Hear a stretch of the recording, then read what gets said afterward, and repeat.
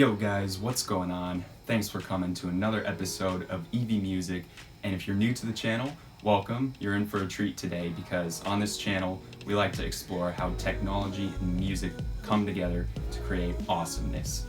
As you saw in the intro, we're going to be creating our own music app on our iPhone because that's what we do. That's a lot of what we do on this channel. And I recommend, if you haven't seen my other tutorials on how to do that you check those out. They're pretty cool. In this tutorial, I'm going to be showing you guys how to make a steel pan app. And this was actually an idea given to me by somebody about a month ago. And I just wanted to take a quick moment and give them a shout out. You should go check out Urban Smash's YouTube channel. He's an amazing guy. He does a bunch of stuff with his steel pan. And he created an app called Play It on Pan, which allows you to have a steel pan on your phone and play it. It's super cool, and that's the app we're going to be working with in this video. The only difference is we're going to be adding MIDI to his app, so that way we can play chords and stuff, we can do pitch shifting, all sorts of cool things. For those of you who are new to MIDI, MIDI was something that was created in the 1980s, and it's still widely used today. It stands for Musical Instrument Digital Interface. You're probably like, what does that mean?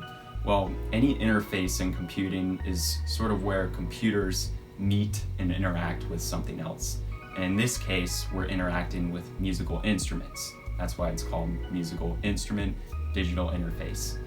And there are a lot of examples of digital instruments or electronic instruments that use MIDI. One of those instruments that I grew up with is a used Clavinova piano that my parents bought. And it was actually pretty useful because it has MIDI on it, and I can record things for the music I'm making and play it back because of MIDI.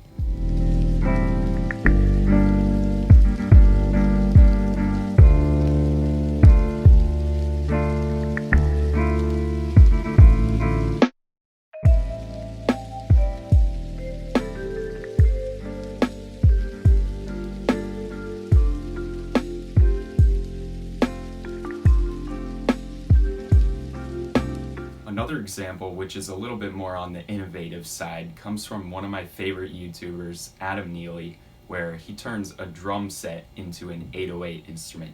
Take a look. This thing is the centerpiece of all of my electronics. There's this MIDI cable coming out of here, going into the computer, and I have these triggers here, maybe you can see, which detect the vibration and the hits on the drums, and this all, again, comes into the drum pad and out as MIDI. With these examples, you can see the importance of MIDI is clear. It's very useful for triggering sounds from computers, which is something we might want to do in the steel pan app we're creating. But before we get into the app making portion of this video, I thought it'd be useful to go over some of the fundamentals of MIDI with you guys, because you're going to see these come up in the code as we're making our app. So it'd be useful for you to know them now. That way you don't get confused later. MIDI has a wide range of uses, but two of the most common ones are sequencing and playing live on an instrument and using MIDI to transmit data to a computer. Sequencing is where you're maybe sitting at a computer and you're not necessarily playing an instrument like you saw in those previous examples, but maybe you're programming some notes in for a computer to play. And one example that demonstrates this well is something that's maybe the impossible, which is creating a black MIDI. And black MIDIs are called black because if you were to take this file, this clip I'm about to show you, take all those notes and put them on a music page, it would just be black because of how many notes there are. And that's what computers allow us to do. They allow us to do the impossible to some extent, where your computer's not going to explode if you do something. So here's a clip from the Super Mario Bros. 2. He makes a lot of black MIDIs, and I think it's pretty cool. This one has 3.14 million notes.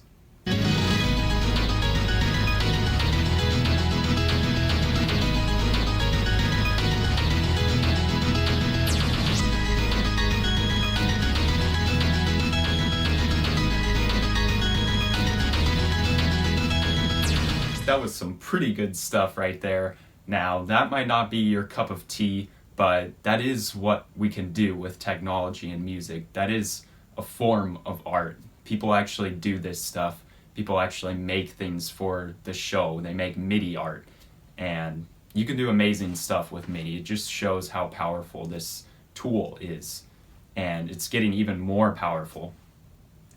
Another thing we can use with MIDI sequencing is making video game music. And I actually tried this over the summer. I had an idea for a track that I had used before in some things like for band, and also I've used it in some of my YouTube videos. It's kind of a funky song, and it starts out with this funky bass line.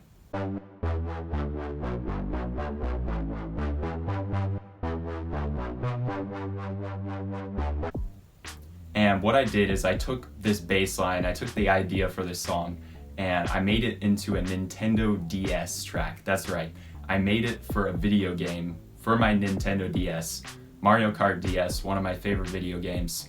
So what I did is I took the sound font for that game, because the DS actually has a set of sounds on it, which the game uses, and I took those sounds and sequenced my own MIDI track, and then imported it into the game, and here's what it looks like.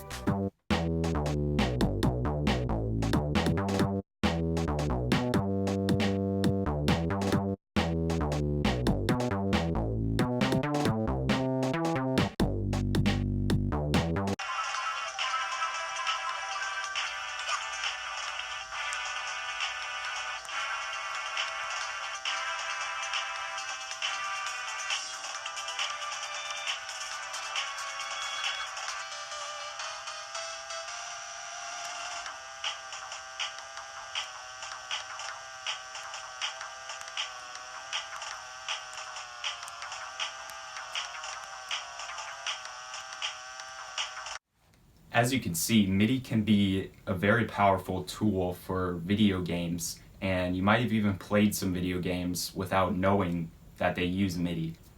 But anyway, let's talk about the next MIDI fundamentals. How do computers and music devices use MIDI to communicate with each other? Well, the first thing you need to know is there's actually a list of MIDI commands that are sent through MIDI. And the two most important ones are the note on command, which happens when you press an instrument or push a button or maybe press down a key on your keyboard. And then the note on command is the opposite. It will happen when you lift your finger off of that button, off of that key. And that's what actually makes the sound, whatever sound you're playing, it makes it start and it makes it stop. So you can see why this would be important. And each of these commands, we won't go into too much depth, but you'll be able to find them on Google. If you do a Google search, MIDI note commands, you'll be able to find the lists of all those commands, all the codes. Each MIDI command has a code that's a byte, which is, it means it's 8 bits, a form of digital storage. And these values in decimal form, regular numbers that you're used to seeing in math, those will range from -127 to 127. And you can see how some of you might be familiar with these, like the MIDI velocity, and you know that MIDI velocity is always 0 to 127. Well, we'll find out why in this video, and that's why is because of the way it's stored. So each of these MIDI commands, to distinguish it from others, it actually has a unique code that we're going to be using. So that way we can know, oh, we sent the note on command, or we sent the note off command. And the cool thing about the code is we can create any functions we want that will happen when each MIDI command is received. In order for MIDI commands to be received and sent to other devices, we need something called MIDI ports. And there's 3 types of MIDI ports: the MIDI input port, the MIDI output port, and the MIDI through port. These could be physical ports. Maybe you're used to seeing ports that look like this, and you have that kind of weird cable. I forgot the name of it. I'll put the name in the video, but they kind of look like a microphone cable, sort of, not really. But we're not going to be using physical ports in this video because we're going to be working on our iPhones. So what we're going to be doing is actually creating virtual ports in the code. And the input port, the purpose of that is to be able to receive MIDI commands from another device. So maybe you're connecting your phone to your keyboard and you can play your keyboard, it plays sounds from your phone. The purpose of the MIDI output port is the opposite. It's to send MIDI commands to another device. So maybe you're using your phone as the keyboard, and you can have a sound bank that your phone triggers sounds from that sound bank. And then the last port is the MIDI through port, which can be used to chain devices together so that the MIDI commands go through all of them from one device. Not really sure, I haven't used that one yet, but it has its uses, so that's why it's there. And then the third thing that makes MIDI useful is what's called a MIDI networking session. We won't be going into a lot of depth about this in this video, but what you need to know about it is MIDI can actually be transferred over Bluetooth and Ethernet. So it can be transferred over a network of devices, either wired or wirelessly. But keep in mind, if you're wireless, it can increase the latency, or even wired will increase the latency, which can cause maybe you play a note and it doesn't happen as quickly as you expect. So that's something to keep in mind. But anyway, let's get on to the coding part of this video. Part of having a smooth project is making sure we set it up correctly. So what you want to do first is go to the App Store and make sure you have the latest version of Xcode. And if you already don't have Xcode, then download it. This is very important. Make sure you have the latest version of that. And make sure there are no software updates, that you're up to the latest version of Mac OS X.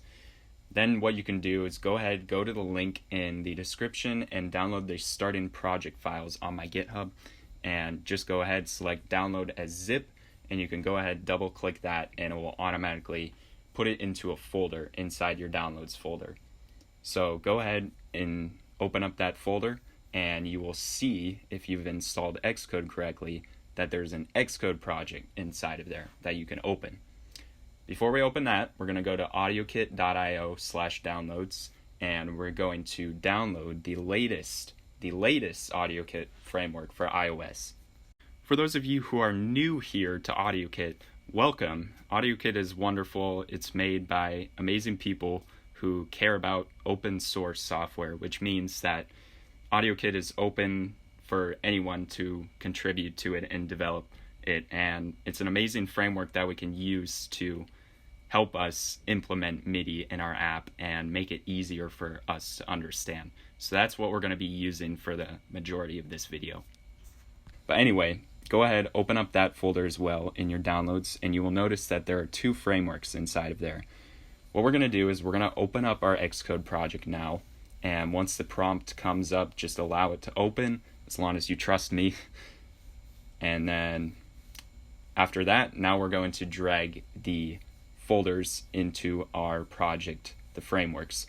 And very important here, you want to make sure that when that prompt comes up, you have copy items if needed checked. And I always just like to check all of those other ones. And now we're going to make sure that it added them into our project that Xcode did. So we're going to go ahead and make sure those are in there. And then build settings. The reason we want to go here is because we want to link our compiler, which is the C++ compiler. So we do -L C++ right where it says other linker flags. Make sure that's added in as well. And then build rules. We're going to make sure that we link those binaries, those frameworks once again. And after we've done this, we can go on to the coding of our project. Before we open up our project, I'd like to introduce the first coding concept for this video, which is class inheritance. Now this is something that I taught you guys in the previous video, but we didn't go over it as much, so I'd like to go over it a little bit more, so that way you can kind of connect the dots. So just follow along in this sample code that I open up. So what we're going to do is we're going to create a new class, and this is going to be class dad. And inside this class, we're going to have a function that's going to be an open function. An open is a keyword that allows us to modify the level of access of whatever identifier we're using. And in this case, we want to modify that level because we want to be able to override this function. And I'll explain that a little bit later. So we're going to use the open keyword. And we're going to do open func get eye color. And then inside that function, we're just going to print out the eye color, which is going to be blue. All right. And now if we run dad.getEyeColor, it's going to be blue. So there you can see it's taking the value or the print function from here and running that function inside this function getEyeColor. But what we want to do is we want to create me. So let's create a class called Evan. And this class is going to inherit from the class dad, right? Because we inherit from our parents. So all we have to do to inherit from a class is we're going to write colon next to our class name and then the class we want to inherit from.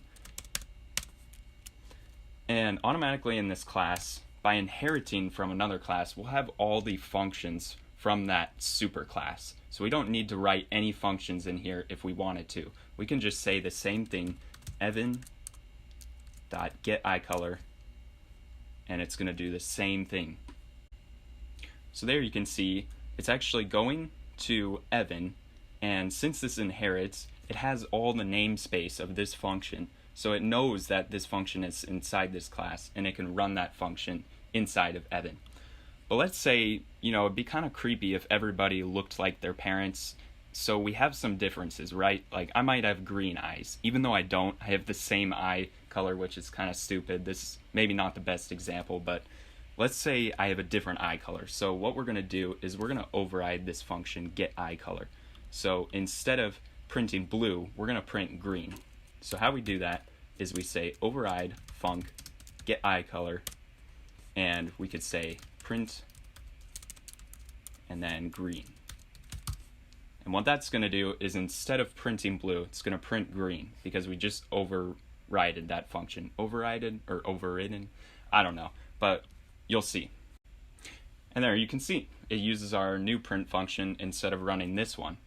But let's say sometimes it's useful to actually call this function from our superclass before we run whatever's in our override block. So let's say we want to do that. You'll understand why you might want to do this a little bit later, but for now I'm just going to show you how to do it. So what we'll do is we're going to have this print dad's eye color is blue, or we'll do colon is blue, and then inside of here we'll call super.getEyeColor, which is going to run this eye color function. It's going to run the function from the super class. And then now what we're going to do is we're going to do Evan's eye color is green. Just kidding, it's blue. And then we run that, and both of these should print out now. So there you can see both of our print statements are running because we called this function first by calling super.getEyeColor.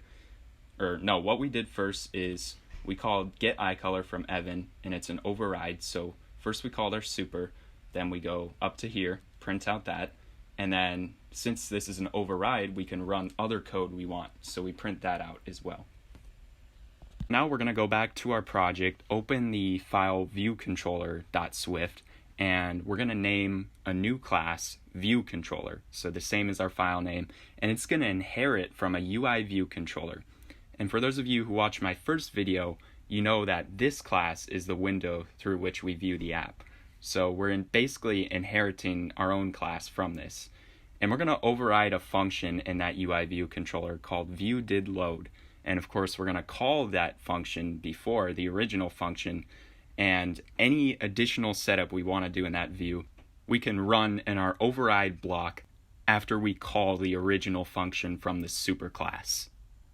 Alright, so what we're going to do now is we're going to initialize a new variable called our note number. And this variable we'll be able to use throughout our whole viewController class, and this will keep track of that MIDI note number because each note actually has a number assigned to it in MIDI. So you want to keep track of that note, and we first just set it equal to 0 to initialize that variable. And don't forget that var keyword. Here's another important programming concept in Swift: unlabeled parameters. So what we're going to do, I'm just going to show you guys this, just follow along with this code. We're going to write a function that prints out a message, and we can have it input a message instead of just hard coding it every time and saying print this exact message. We can pass it a message which we want to print. And the way we do that with unlabeled parameters, you'll see, is we write an underscore before the parameter name. And then we do print parameter, of course, because we just created a variable by doing that. And then instead of saying our parameter name before, we can just directly say which message we want to pass to the parameter, or which value. And there you go. You can see when we run it, it prints it. And what it's doing is it's putting that string in the parameter and passing it to the print function inside of our function, just as you would expect. But let's say we want to specify a parameter before we specify its value, so that way we can stay organized. It kind of helps that way. Then we just get rid of that underscore before the parameter name, and now we actually have to specify that with message parameter before we give it our string. And you can see if we run this, it will do also the same thing that the other one did. Just print out a message. It's just now we have to say with message before that string. And there you can see it takes our message and does exactly the same thing. So just something to keep in mind. Don't let that underscore confuse you. Next, we're going to do something a little bit funky, or it might seem funky, but trust me, it's not. It's basically the same thing we've been doing. What we're going to do is we're going to do an @ symbol and then IB action. And what this means is IB stands for Interface Builder. And Apple sort of allows you to interact with UI elements and sort of connect your code to that UI element. So as you can see here, we got all these buttons, and each of these buttons inherits from the class UI button, of course. So you're going to see where this comes into play in the code. And each of these is an interface element. It's a UI element. So what we're going to do is we're going to go back to our code, and we're going to do IB action and then func note played, and then we're going to do that unnamed parameter again, sender, and then UI button is our sender. Okay?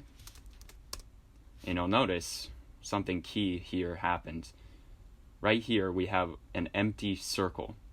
This is where we'll be able to connect each button to this function to do something when that button is pressed. So keep that in mind, that these are not just regular functions, these are special functions. And that's one of the things I like about iPhone app development, is the way that you can interact UI elements with the code. It's just very nice to do sometimes. So anyway, we're going to write another function, note released, of course, because we want this to happen when we lift our button off of when we lift our finger off of the button. And go ahead, do the same thing. Now both of these are going to be blank for now. Actually, what we're going to do is we're going to make our note number variable. And how I'm going to explain this to you is how it's going to keep track of the note numbers is each of these buttons, we're going to give each of these buttons a tag, which is going to be what note it is. So, for example, this is C4. Now, what's the MIDI note for C4? Well, C4 is middle C, for those of you who don't know in MIDI. And this MIDI note would be 60. So this is going to have the tag 60. If you click on this, looks like kind of a triangle sort of thing, triangle rectangle thing. You'll scroll down and you'll see that tag. We want to set that to 60.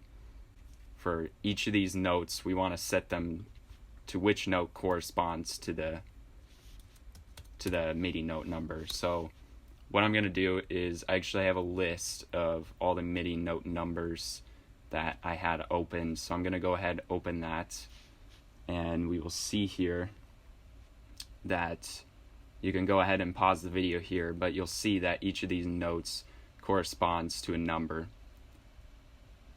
So make sure that all of these are incremented up by that number. So what I'm going to do is, I know for sure F3 is the lowest note. So if I go to F3 here, I want to make sure that's 53, right? So 53. So then I make sure that this tag is 53. Then I'm going to go to my next note, which is F#3. And then F#3 is going to be 54. And then what's my next note? It's going to be G3. And G3 is going to be 55. Now, I'm not going to do this all because that would kind of be boring, so I'm just going to fast forward it a little bit, and you guys can kind of just watch what I'm doing and copy the numbers so you know.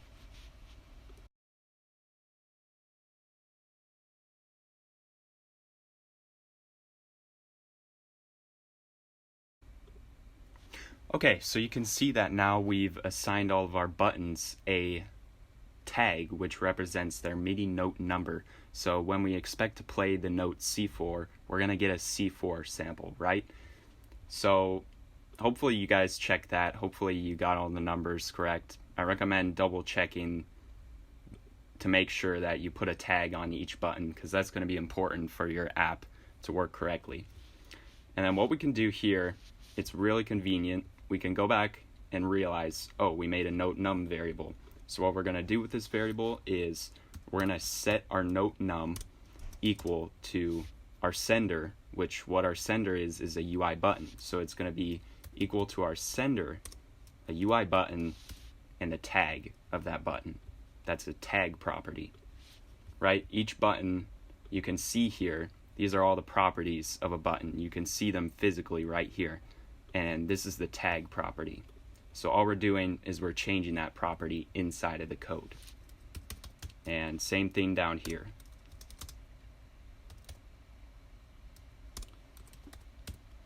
So now what we've done is we just allowed each of our buttons to be identified. So that way we can know which MIDI note we're playing with each button. Now we're going to go back up to the top of our view controller class, and now it's time to import our AudioKit framework. So what we're going to do is we're going to import AudioKit.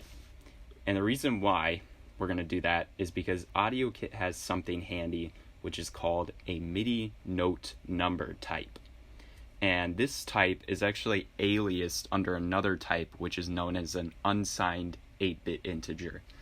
Now the word unsigned just means it's not negative, it's a positive number, and 8 bits just means it is a byte.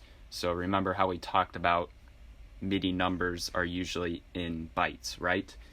So that's why that works that way. And we just have to keep in mind that an 8-bit integer isn't just a regular integer, right? It's not just your regular int.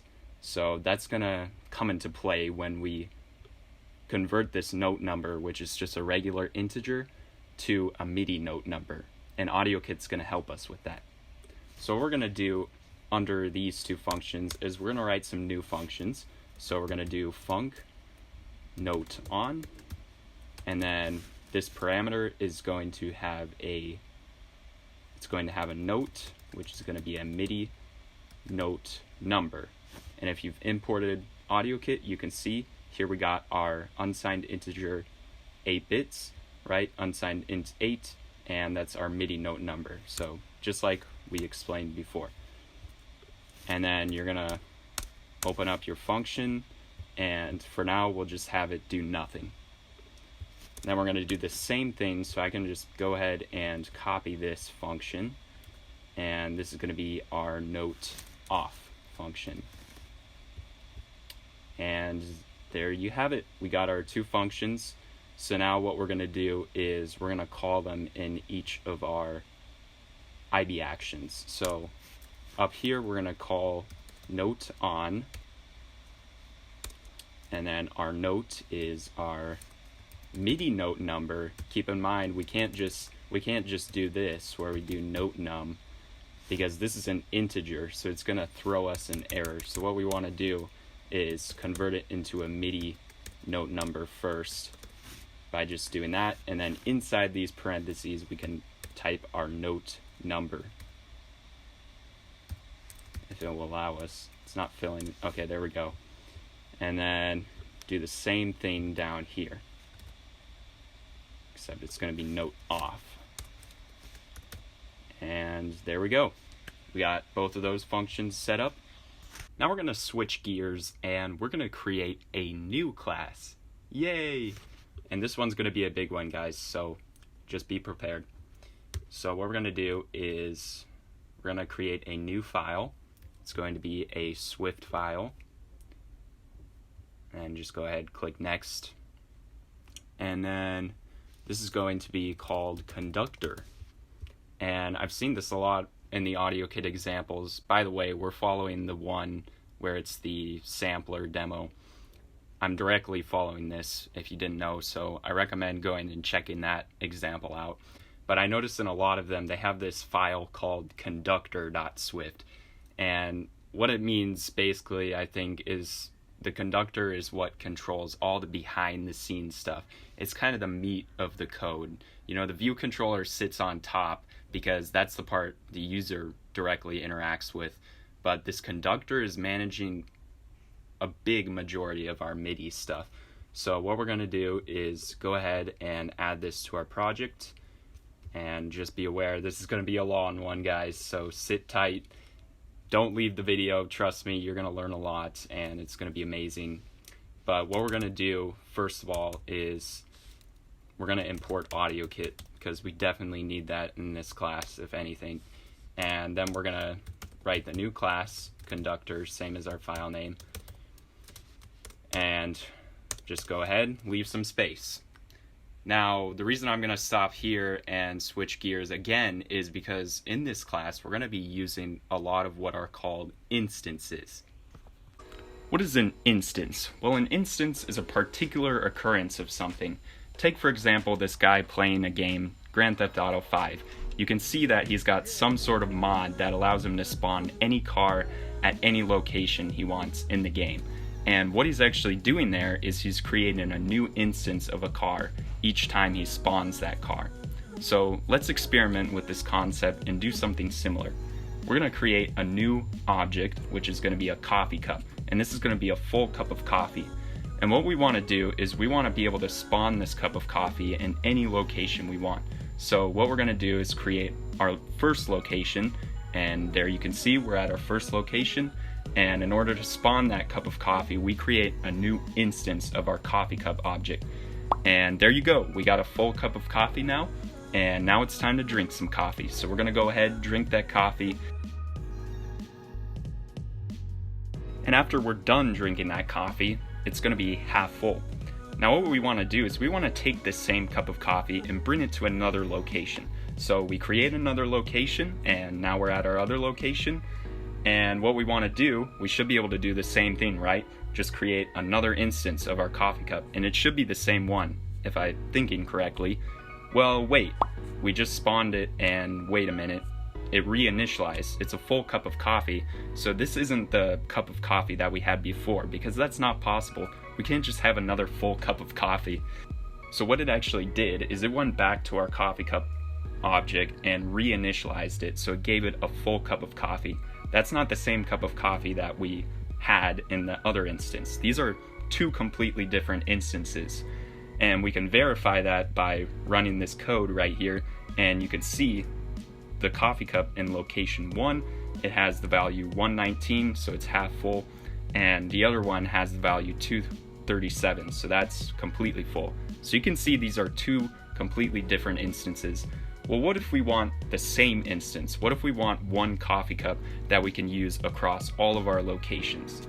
In order to do that, we go back to our coffee cup object and we create a static property called shared, which initializes our coffee cup object once. And we can use that shared property across all of our locations to get the same cup of coffee. So we go back to our location 1, and here we are again. We initialize that coffee cup, but this time we say coffee cup.shared to give it the shared coffee cup. And there you go, we got our full cup of coffee. We're gonna drink some of it again, and we go to our second location, and this time we use that same line again to get our shared coffee cup. And there we go, we got a half full cup of coffee. And we can verify this again by running the code, and you can see they are both half full. So therefore, they are both that same shared instance of the coffee cup that we created initially. All right, so now that you know what instances are, we can go ahead and create a couple of them in our conductor class.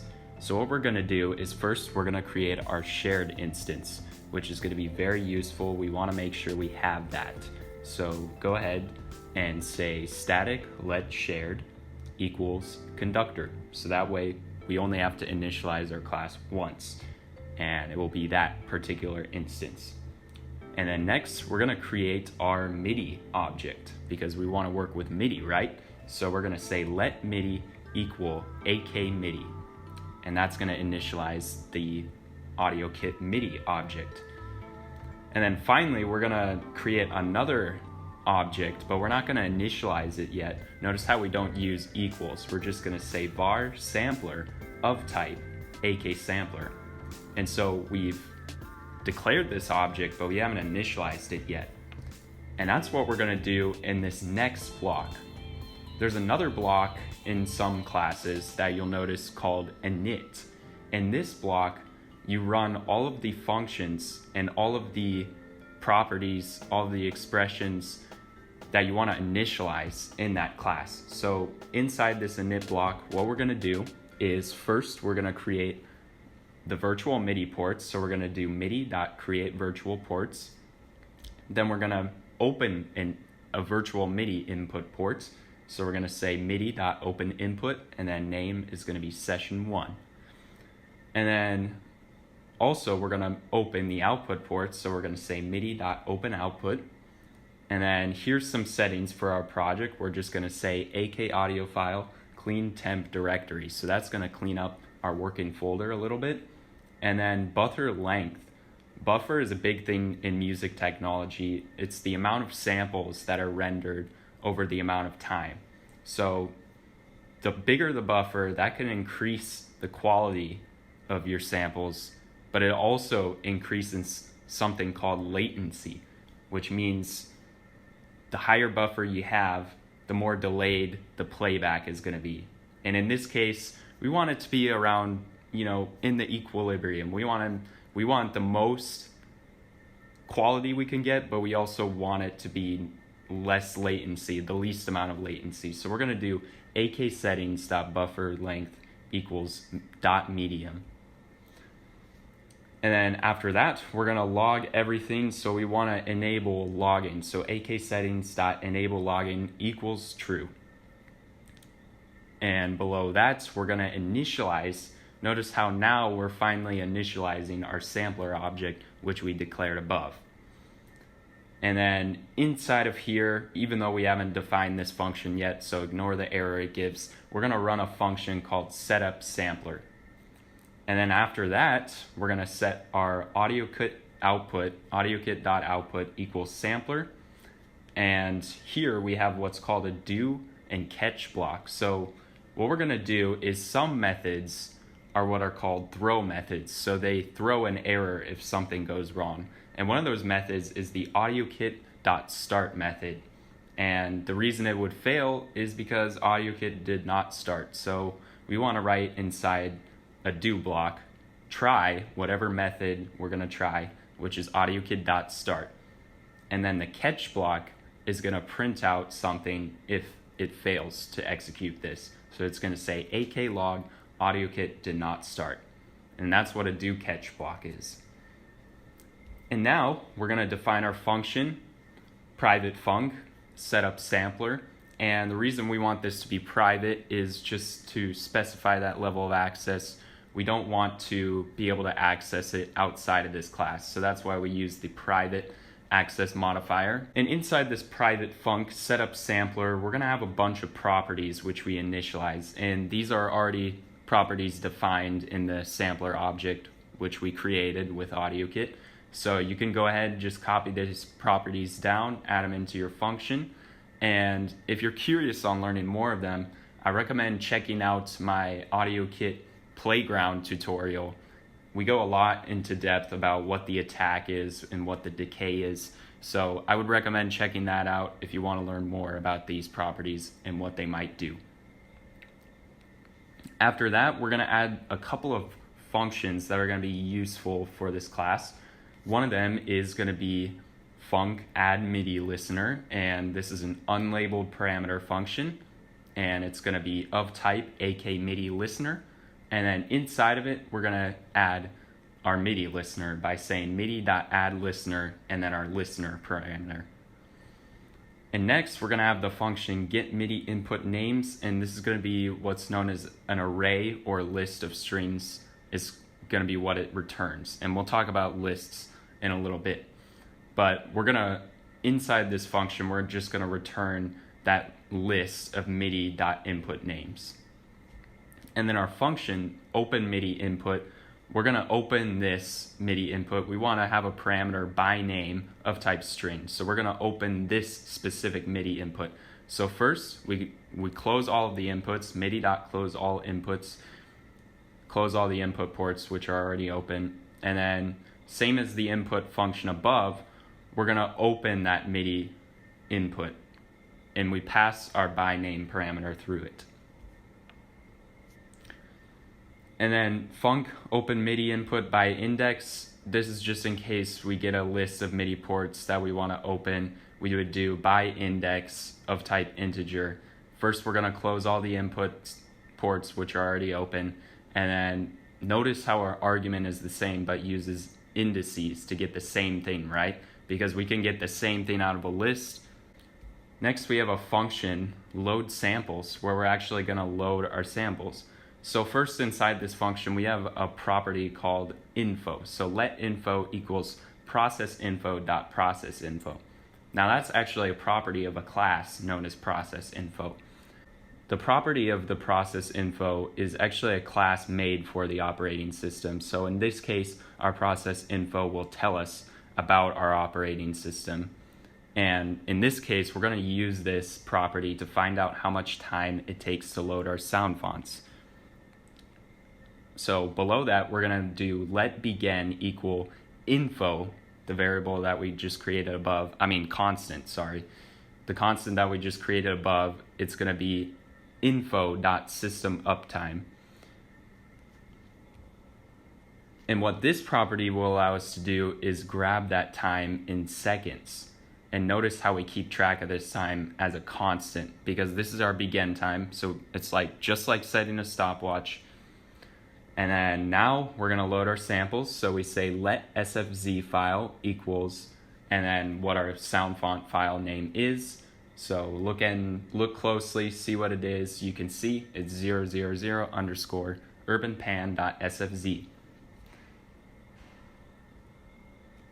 And now we're going to run a method, which is part of the AudioKit sampler object. We're going to say sampler.loadSFZ with path, and this is how we get the path of our resource. We say bundle.main.resourcePath and unwrap it with an exclamation, because we don't know if it exists, or at this point it should exist. So we want to make sure that we unwrap that, and then make sure to add a // so you go into that directory. And our file name parameter will be our sound font file, so our SFZ file, which we set above. And now we're going to switch gears a little bit and create a new function, which we'll be able to use to load our sound font samples. Alrighty, let's talk about lists or arrays, whatever you want to call them. Well, they're no different than regular lists, right? I could have a list where it's called my favorite things that I do, and number 1 would be making music. Then number 2, definitely coding. And then number 3, riding my unicycle, which I haven't done in a while actually. I should do that. It's pretty fun, but it's raining outside right now, so kind of can't do that as much. But yeah, so those are some of my favorite things to do, and let's translate this into a list. Pretty easy. So all we do, we create a new variable, my fave list, and then you see these square bracket thingies, that's declaring a list object. And yeah, they call this a collection literal. Weird. Okay, but anyway, this is going to be just a list of strings of characters, right? Because that's how we do text in code. So first one, making music, the same, right? Then second, coding, and then our third, riding my unicycle. Right, so all I want to do is just say print out making music. So what I can do then is I should just be able to do my favorite list. It knows that's a list. And then to get the index, each of these has an index, right? So this should be the index 1, this should be 2, this should be 3. This is ordered. All of these items are ordered. So to do that, I do kind of the same thing, right? And I just print index 1, right? So that should print out making music, if I think correctly. How do we mess up on this? Well, actually, it means that it's printing out coding. See, that's something you have to keep in mind, is that lists, they actually index things at 0. So this would not be valid. Let's change this to make it more valid and make ourselves less insane. There we go. Now we got a valid list. So if we want to print the first element, then all we have to do is just do the index 0. And it should work how it's supposed to. So yeah, these take a while to load. And there you have it. You can see the first element is actually the 0th element in a list. So pretty cool. And we could print these all out in succession. So I'm going to do print my fav list 1, and then print my fav list and 2. Now it should print all the items in my list. Here we go, here we go, here we go.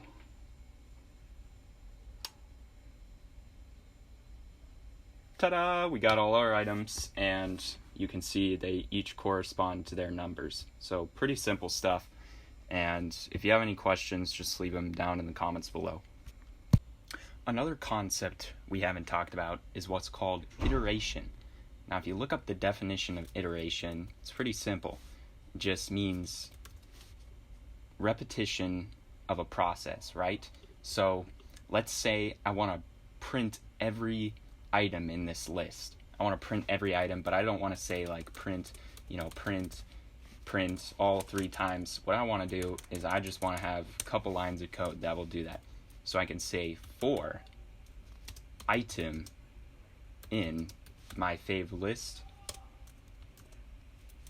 Whoops, I'm doing Python. That's how you write a function in Python, is you use the colon. See, I learned this just in my CS class, so that's why it's kind of fresh in my mind. But anyway, yeah, so what we want to do is then print item. And the thing to understand here is that it's iterating through each thing in this list. So it's kind of like English, right? For each item in this list, I'm going to print that item. So item is actually going to equal each thing each time. So it should print everything when we run this. And there you can see, we just did the same thing we did previously, except with less lines of code. And another cool thing is we can do this also a different way. So there's a thing called list capacity. So right now this list has a capacity of 3 because it has 3 items in it. So if I did print my fav list dot capacity, that's a property of it, then we can go ahead and print that, and it should print 3, so we can know, okay, this number is 3. And there you can see right above here, it prints 3, because that's what our list capacity is, and we can get that property of any list. So what we can do instead is, let's say we want to, again, iterate through every item in our list, but we want to keep track of the position as well, which we're iterating through. So what we can do is iterate by index. So we can do for I in, and the way you do a range in Swift is you do, what do we want to start at? We want to start at the 0th item. So we do 0, 2, so ... 2, and then what we want to do is we want to go all the way to 2. So in order to do that, we actually have to subtract 1 from my fav list dot capacity, we want to subtract 1, right? Because if we do 0, 1, 2, 3, that's 4, and we don't have 4, so we want to just do 3. So in order, since we're starting at 0, not 1, you want to make sure to do that -1. And then what we can do here is print a tuple, so we're going to print item and I. So print each item, or no, wait, we can't do that, sorry. What we have to do instead is my fave list, and then at the index of I, and then I. And this will do that same thing. So let's take a look, see what it does. My computer's using up a lot of juice, as you can tell. It's working pretty hard, I don't know why. And here you can see we just did what we wanted to, making music. It's in the 0 position. Coding is 1, and then riding my unicycle is 2. So that's a cool way to do it. And in case you don't understand it even more, I have a fun Halloween example. So here I've got a wonderful bag of candy corn, as you can see. All right, so let's do some iteration here in real life.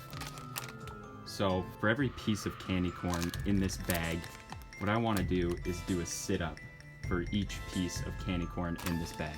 That's an iteration, right? So I'm going to go ahead, count all of these candy corn, see how many sit-ups I have to do. Okay, so we're going to go back to our code and write some code for this that I'm going to perform. I'm going to be the function, guys. And there we go. We're going to run this code now, and you'll see what it looks like. All right, so here we go.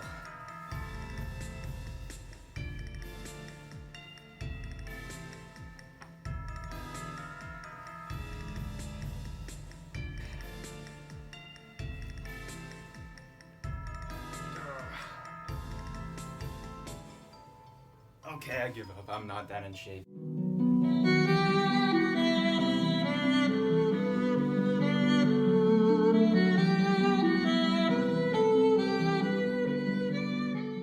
So that was kind of a funny example. I actually used Python, which is a different programming language, to make it fake the error, sort of, because in Python you can raise errors, which is what I learned, and there's actually a stop iteration error, which is kind of funny and appropriate for that example. But anyway, now let's actually apply this concept which we just learned. So we're going to create a new file, and it's going to be a Swift file, and we're going to name it AK Sampler plus more SFZ, because what we're going to do is we're going to add more capabilities to our sampler object by sort of allowing it to load those samples, because we still need to load our steel pan samples. So once you create this file, you'll see also in this project we have a folder which is called samples that I already put in there for you guys. And Tony from Urban Smash, he's taken all of his time to record these beautiful samples on his steel pan, and that's where these came from. And they're all labeled nicely even too, so it's perfect for us, and it's already all set up, ready to go. And then the next thing I want you to do is go into the .sfz file, and what you'll notice is there's a lot of different keys and different properties in there. So let's go ahead, go into this AK sampler plus more SFZ, and we're gonna go ahead, of course, import AudioKit. And then what this file is gonna be is it's gonna be an extension. So we're gonna call it extension AK sampler, because we're adding on to the AK sampler class from AudioKit. And what we're adding on is inside of that, we're gonna make a new function, and this is gonna be an open function, that's right. So maybe we can override it later, although we're not going to override it in this video, but it's useful to make it an open function. So that's what we're gonna do. And then this function is gonna be called load SFZ with embedded spaces and sample names. And go ahead, just type those parentheses, and we're gonna have two parameters. The first one is the folder path of type string. This is going to be a string. And then write a comma. Second parameter is going to be our SFZ file name. And this is going to be of type string. Okay? And then After that, we're going to run inside that function. The first thing we're going to do is we're going to stop all the voices, stop all the notes that are being played in our sampler, if any, and then unload all the samples. So if any samples are in our sampler already, get rid of them, right? So we want to run those two functions so that way we clean everything up. All right, so now what we're going to do is after you unload all the samples, stop all the voices, you've noticed that we've looked in this sound font file, this SFZ file, and we see a bunch of properties, right? So basically what we want to do is we want to iterate through this whole file and take a look at all of those properties and set the appropriate notes, right? So what we're going to do is first we have the low key property. So by default, we're going to initialize that. It's going to be a 32-bit integer, and we're going to set it to 0 because we don't know what it is yet. So we're just going to set it to 0 for now. That's the lowest key possible, right? And then the highest key, we knew that MIDI notes go up to 127. That's the highest you can go, right? So by default, we're going to set that to another 32-bit integer equal to 127. And then the pitch is going to be, for our starting note, we're just assuming this is the default note, right? These are all the default values. And the default value for that would be middle C, right? That's the simplest note. It makes the most sense. So that's going to be our starting pitch. And then our lowest MIDI velocity, well, 0. And our highest velocity, 127. There you go. Now we got all those properties set up. So now we're going to set up some more properties. One is going to be our sample name. It's going to be an empty string for now. And then the second one is going to be our loop mode, also an empty string for now. And then third one is going to be our loop start, empty string for now. Or actually, sorry, I got into the routine there. It's actually going to be equal to 0, and it's going to be a float. So be careful about that. That's a float. It's a 32-bit float, which means that it's actually decimal. But you don't have to write the decimal, just write 0 for now. And then var loop end is also going to be a 32-bit float equal to 0. All right. And now we are going to create a variable which contains our file path. So you notice that this function is going to take in a folder path, right? That's one of our parameters. And this folder path is going to be a URL to our file. It's going to be the URL to the folder path which our file is inside of. So we can do that. We can create a variable to that URL by saying let base URL equal URL parentheses file URL with path and then folder path. And that's going to convert it into a URL object, right? And now we want to access our SFZ file with that, right? So what we can do, the URL object has a method called appending path component. And this will allow us to add that file name to the full URL, right? That will create the full URL. So what we're going to do now is we're going to let SFZ URL, this is our full URL now, equal base URL, our URL object, dot appending path component, SFZ file name. And that's going to create our full URL. And now we have another do catch block. So we kind of explained that before. Hope you guys remember that because these are important. Because if you don't find your file, then what are you going to do? Are you going to keep running the program? Well, no, it's going to give you some crap about it. So that's why we have to have a do catch, because that way we can kind of customize our error. And what we can do in this case, in the catch, is log it as an AK log for an error. And that will make it a little bit nicer. AudioKit errors kind of make a little bit more sense. You know, the AudioKit logs tell you a little bit more what it's doing, sort of. So it's always better to go with that and utilize this framework. But what we're going to do for now is we're just going to have a huge do block. We're going to put a ton of stuff in this do block. And then all the way on the bottom, you have that catch. And that's pretty much, right now, that's defining pretty much the last thing in our function, right? We're going to add some stuff down there. after we finish with the do block.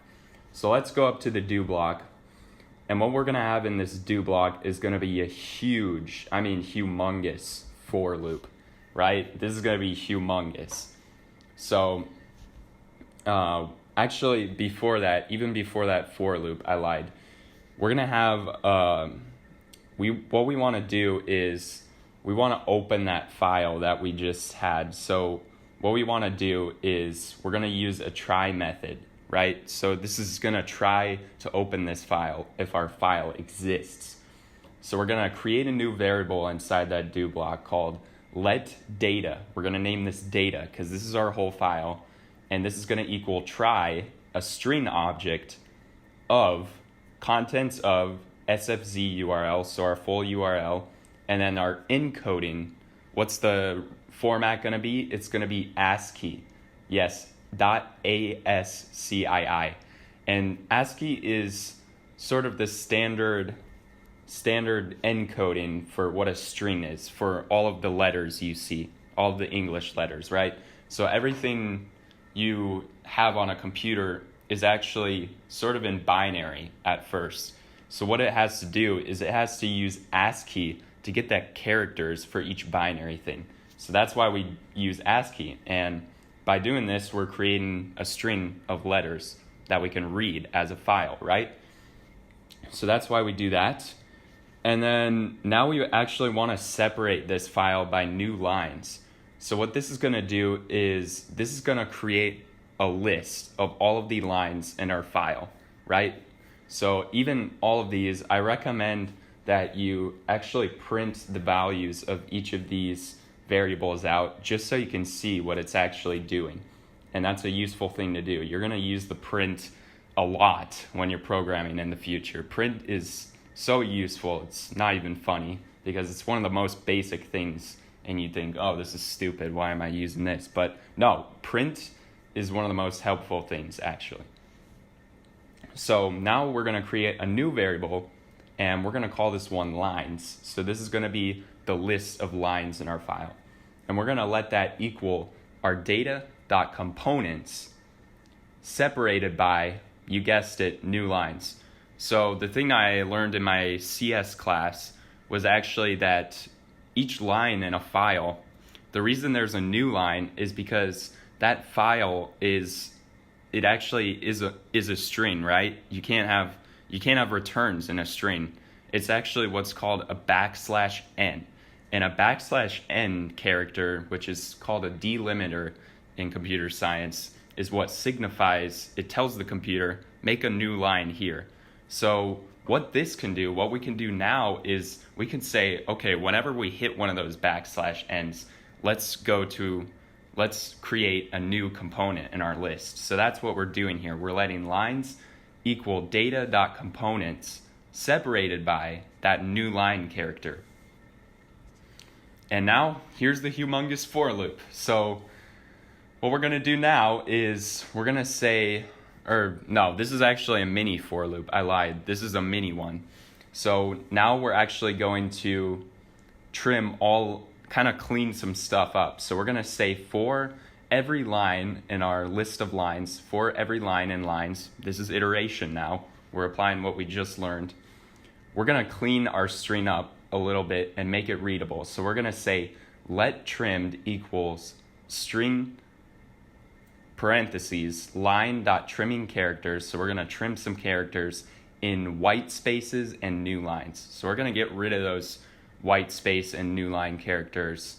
Any white space, any new line, we're going to get rid of that just to make it easier to read. And then if trimmed is equal to empty, or trimmed has prefix // which means that comes before whatever the string is, we're going to ignore that line because what this is saying is that it's either a blank line or it's a comment line. And you can even open up the file and see what we're talking about here. You can see in the beginning there's some blank lines and there's some comment lines. And we don't want to read those because those are just going to mess it up. So another thing in iteration which we can do is in any block we can write a continue statement. And what a continue statement is going to do, it's just going to jump back up to the top of the for loop and continue the next iteration. So it might skip a line, right? It's going to skip a line that's either empty or has those slashes. And now we're going to write our humongous for loop. So what we're going to do is we're going to say for each part. So we're setting part. What are we setting part equal to? We're going to say for part in trimmed.components. Trimmed.components separated by white spaces. So what does that do? That's going through another list of our components separated by these white spaces. So basically now it's iterating through each of the parts of the file. And I recommend, again, printing this out, seeing what it does. It will be a lot easier for you. And right in the beginning of this for loop, we're going to write an if statement because we don't care about something. We don't care about the global prefix. So we're going to say if part.has prefix, so any element in the list, if it has the prefix global, we're not going to care about it. So we're just going to say low key equals 0, high key equals 127, pitch equals 60, low velocity equals 0, high velocity equals 127. You get the idea. We're just going to keep all of our variables the same, right? Because we don't really care about it. And else, if our part has the prefix key, we do care about that. So what we're going to do is we're going to do what's called slicing that string. So first, we're going to set our pitch equal to an integer of part.components separated by that equal sign. And we're going to get the first index. See, what we do when we're saying part.components separated by equals, we're creating a new list.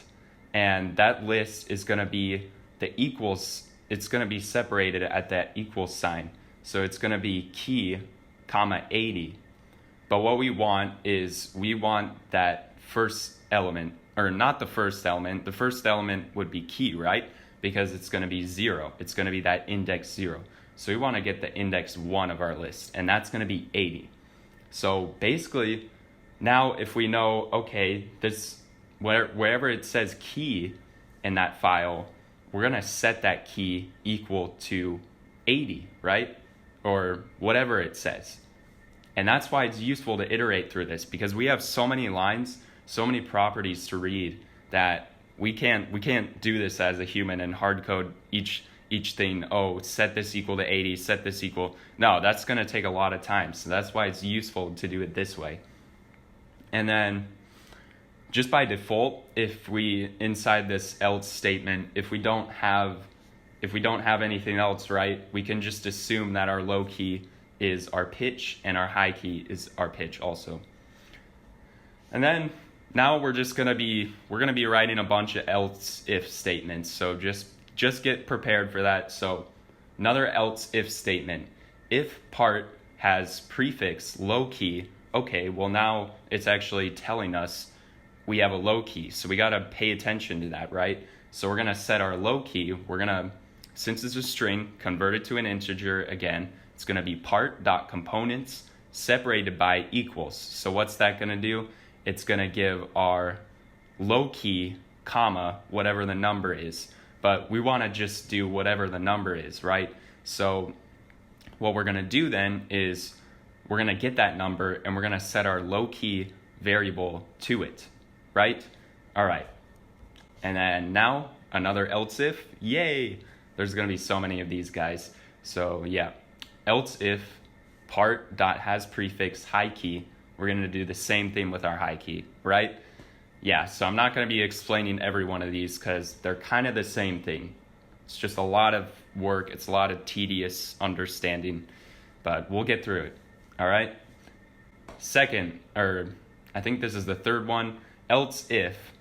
So else if part.has prefix pitch key center. Pitch key center means that that's going to be our pitch, right? So we just want to set our pitch variable equal to whatever that is.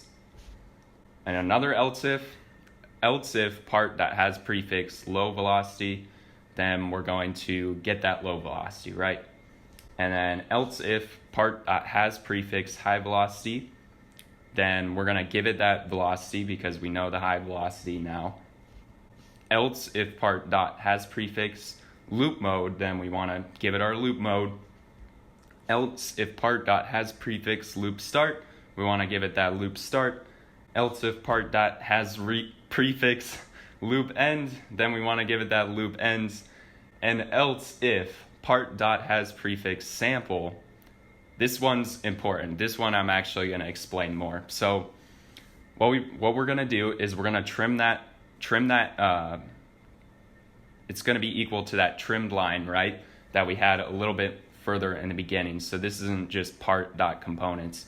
This is actually our trimmed line because we want to get that full sample URL. So we're going to say sample equals trim dot components separated by sample equals. So what it's actually going to do is now it's going to give us the URL of our file, and we want the first index of that. And what we're going to do is we're going to replace occurrences of the double backslashes with a forward slash. So that's going to actually convert our sample into a readable URL, the format we want it in. Okay, so I lied actually. Our for line and lines is the huge for loop. I got confused, guys, there. See, this file is confusing and it's kind of a nightmare to me, but that's why I was double checking for you guys. So yes, if you go back up to the line where it says for line and lines where we created that, that's the huge for loop. So you got to keep in mind this is all a huge for loop. So after our for loop, our nested for loop, that's what that's called, inside of this for loop, what we want to do is we want to write an if statement. So we're only going to do this, we're only going to run this statement if our sample is not just an empty string. So we're going to say if sample exclamation equals is not equal to an empty string, just quote quote, then what we're going to do is we're going to convert that sample into our note. So what we're going to do is a fancy kind of math operation here. We're going to say let note frequency equal a float, and it's going to be 440 because that's a to the power of 2 double pitch minus 69 divided by 12. All right, so basically it's going to take our pitch number and do some math on that to get our frequency. Okay, and then we're going to log that frequency. So we're going to say we loaded, and then we're going to we're going to do a space. We're going to say we loaded pitch of frequency HZ range low key minus high key velocity, low velocity minus high velocity, and then our sample. So what we're doing there when we do that backslash is we're creating what's called an escape sequence. So whenever we create that backslash, it's actually the program is going to treat that character in a special way. So in this case, it's actually going to make it readable for us and add a space. So that's why we add that backslash. And it's just important to keep that in mind. It's just to make things neater. It's not to make it more complicated. Although it makes it look more complicated, it's really not. Just think of it as whenever you add that backslash to any character within a string, it's going to read it differently. It's going to say, oh, this character is special. What am I going to do here? And in this case, it's going to add a space. Okay? All right, now after that log, we're going to create a sample descriptor. And what this is going to do is this is going to help AudioKit load our sample into our sampler. So we're going to say let SD equal AK sample descriptor. Our note number is going to be our pitch. Our note frequency is our note frequency. Our minimum note number is our low key. Our maximum note number is our high key. Our minimum velocity is our low velocity. Our maximum velocity is our high velocity. Is looping loop mode if it's not equal to an empty string, and, which is double ampersand, that means and loop mode is not equal to no loop. So we actually have a loop mode. Then we're going to say, okay, it's equal to then we're gonna say it's equal to our loop mode, right? Oh, actually, this is looping. This is looping is what's called a Boolean. So what it's gonna do is automatically this statement right here is gonna return a bool. So it's gonna say if loop mode is not equal to nothing and loop mode is not equal to the string no loop, it's gonna return true. So that means we are looping, right? So that's a Boolean within itself. It's important to note that it's not just nothing. We don't just say nothing. That's gonna evaluate to either true or false. And then our loop start point is gonna be our loop start, our loop end point is gonna be our loop end, and start point is gonna be 0, and then end point is gonna be 0. And now we're gonna add the recorded sample, any of the samples above, to our sample file URL. So all we have to do here is we have to say let sample file URL equals base URL dot appending path component and append that sample file, right? And then if our sample, keep in mind guys, we're still in that humongous for loop, so don't get confused. But if our sample has the suffix AIF, which none of them do, or sample has the suffix .wav, then what we're gonna do is we're gonna convert this sample into a loadable AV audio format. And AV audio is a framework that Apple uses to help with audio and video. So this file we actually need to convert into a readable format for that. So what we're gonna do is use AudioKit in order to do that. And we have to do a try here because this will throw an error if we can't find our sample file or can't access that file. So very important, we're gonna do let sample file equal try AK audio file parentheses for reading and on our sample file URL. And finally, we're gonna load our sample audio file to the sampler descriptor we give. So we're gonna say load AK audio file from sampler descriptor, and then file load sample file, right? Because our sample file is that AK audio file. So we wanna load that. We wanna load that into our sampler and get it ready for use. And now, outside of that bracket, outside of that if statement, you'll notice we're at the bottom of our humongous for loop.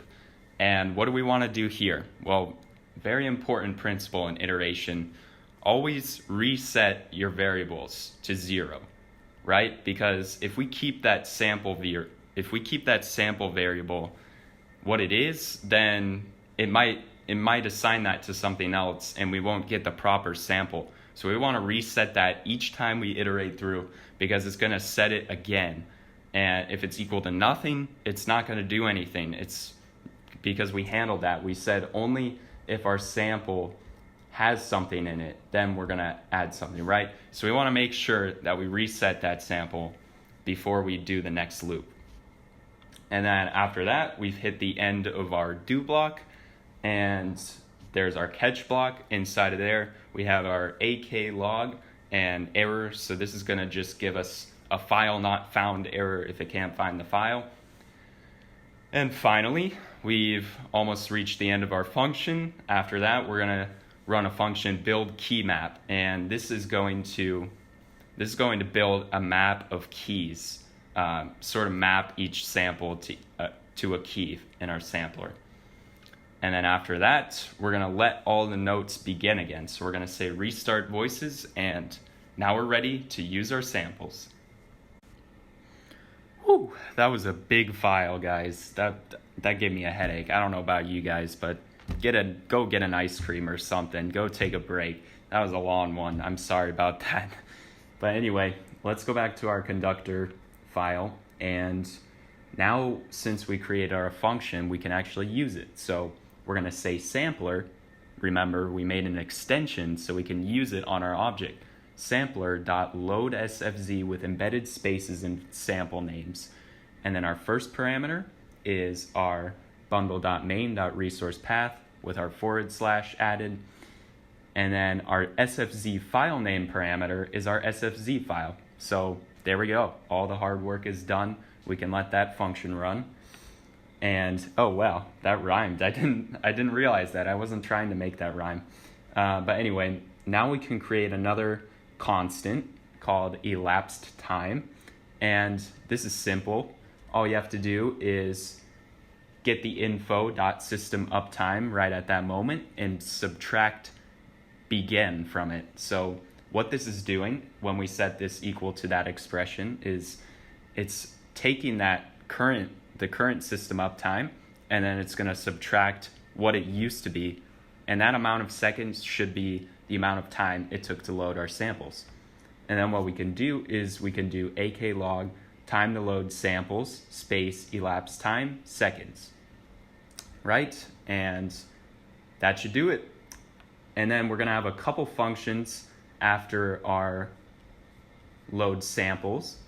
And the first function is going to be our play note function. So what we want to do for the parameters in this one is create a note parameter of type MIDI note number and our velocity parameter of type MIDI velocity, and then our channel parameter of type MIDI channel.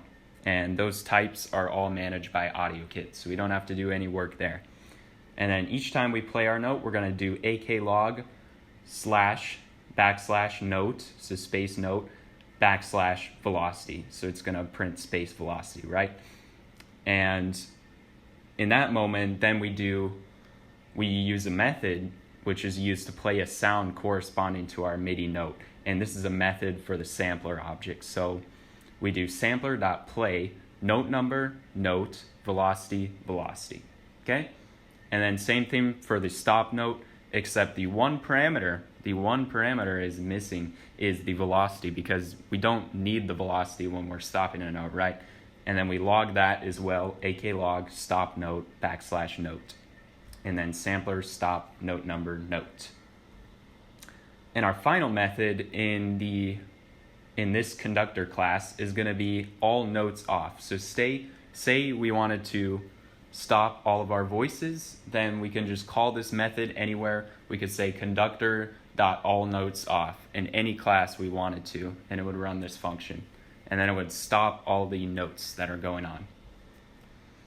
All right, we are almost done. So now what we're going to do is go back to our view controller class, and you'll notice that we have these functions that we need to finish up.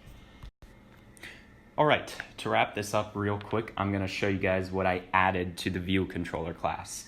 So first, next to the note number, we want to initialize our conductor class, but we want to initialize the shared instance, right? So you want to make sure you have that line right there. And then inside of our override func view did load, since we want to run some additional functions after the view loaded, we add those two lines. This is going to add the MIDI listener to our view controller, and this is going to load the samples inside that conductor class. And then if you guys didn't already have these, this is going to trigger our note on function when we press that button. This is going to trigger our note off function when we press that button. And inside our note on and note off functions, we want to add this block right here, dispatch queue.main.async. Add that to both of them. And what this is going to do is it's not going to wait for the note on function to complete. It's going to run this inner block of code at the same time. And we want to do that with MIDI because we want to get the lowest latency possible. So that's why we do that. And then inside that block, we just want to do self.conductor.playNote. So we're going to play a note, and then the note is going to be our note, the velocity is going to be 100, and our channel is going to be 0, right? So we want to do that for both of them, and that's going to call those functions from the conductor class. And finally, we want to add an extension to our view controller.